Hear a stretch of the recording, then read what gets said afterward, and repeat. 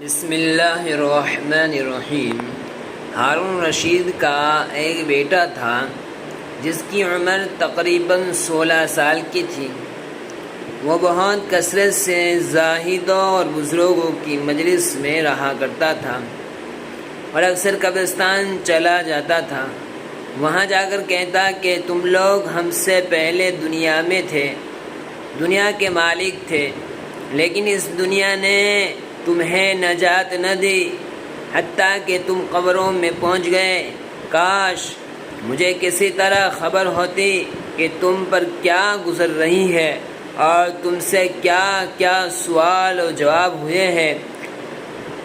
اکثر یہ شعر پڑھا کرتے تھے، مجھے جنازے ہر دن ڈراتے ہیں اور مرنے والوں پر رونے والیوں کی آوازیں مجھے غمگین رکھتی ہیں۔ ایک دن وہ اپنے باپ بادشاہ کی مجلس میں آیا۔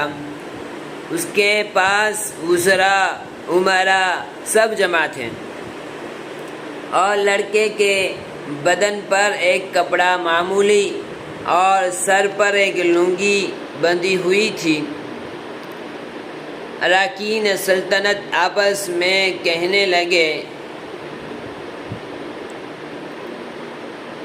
حکومت کے بڑے بڑے لوگ آپس میں کہنے لگے، اس پاگل لڑکے کی حرکتوں نے امیر المؤمنین کو بھی دوسرے بادشاہوں کی نگاہ میں ذلیل کر دیا۔ اگر امیر المؤمنین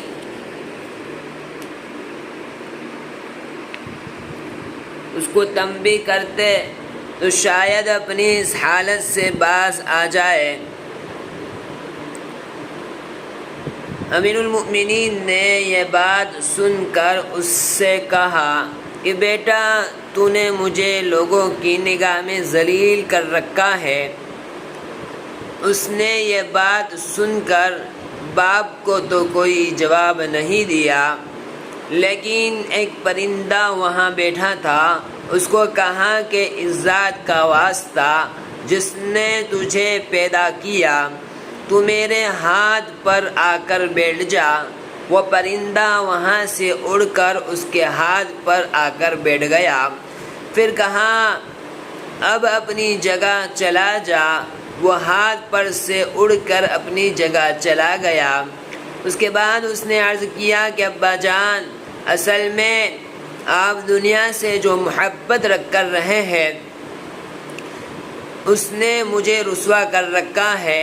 اب میں نے یہ ارادہ کر لیا ہے کہ آپ سے جدائی اختیار کر لوں۔ یہ کہہ کر وہاں سے چل دیا اور ایک قرآن شریف صرف اپنے ساتھ لیا۔ چلتے ہوئے ماں نے ایک بہت قیمتی انگوٹھی بھی اس کو دے دی کہ ضرورت کے وقت اس کو بیچ کر کام میں لائے۔ وہ یہاں سے چل کر بصرہ پہنچا۔